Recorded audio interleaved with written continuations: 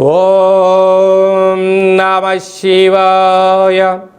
ఈసారి జరగబోయేటువంటి యమునా నది పుష్కర సందర్భంగా మకర రాశి వారికి సప్తమ స్థానంలో పుష్కరాలు జరుగుతున్నాయి కనుక ఈ స్థానం వలన అఖండ లక్ష్మీ కటాక్షం మకర రాశి వారి యొక్క సొంతం. 2/6/2026 నుండి 13/6/2026 వరకు దేవగురు బృహస్పతి కర్కాటక రాశిలో ఉచ్చస్థితిలో సంచరిస్తున్నప్పుడు జరుగుతున్న మహోన్నతమైనటువంటి యమునా నది పుష్కర కార్యక్రమంలో ఈ యొక్క మకర రాశి జాతకులు పుష్కర స్నానము చేయడం వలన సకల పాపాలు తొలగిపోతాయి. ముక్కోటి దేవతల ఆశీస్సులు కలిగి విపరీతమైన లక్ష్మీ కటాక్షం కలిగి రాజయోగము రాజ ఐశ్వర్యము మకర రాశి వారి సొంతం కాబోతుంది.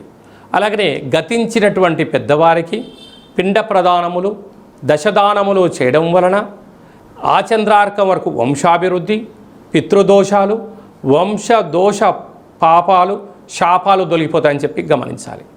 అలాగనే మకర రాశి జాతకులకు విజ్ఞప్తి, యమునా నదిలో ఏ సమయంలో దిగాలి, ఏ మంత్రాన్ని ఉచ్చరింపచేయాలి, ఎన్నిసార్లు అర్ఘ్యం వదిలిపెట్టాలి, ఏ మంత్రాన్ని సాధన చేయడం వలన ఐశ్వర్యం కలుగుతుందో తెలుసుకోవాలనుకుంటున్నట్లయితే ఈ కింది నెంబర్ని సంప్రదించగలరు.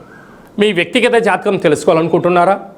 అయితే మీ పేరు, పుట్టినటువంటి తేదీ, నెల, పుట్టినటువంటి సంవత్సరం, పుట్టిన సమయం రాసి వాట్సాప్ పంపించగలిగినట్లయితే సంపూర్ణ జాతకాన్ని రాసి పంపించి 100 సంవత్సరాల జాతకంలో ప్రస్తుత కాలమాన ప్రకారంగా ఎలా ఉంది, భవిష్యత్తు ఎలా ఉండబోతున్నాయో సవివరంగా సంపూర్ణంగా తెలియజేయడం జరుగుతుంది.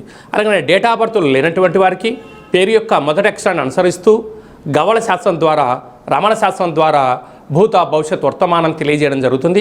అపాయింట్మెంట్ తీసుకొని సంప్రదించగలరు.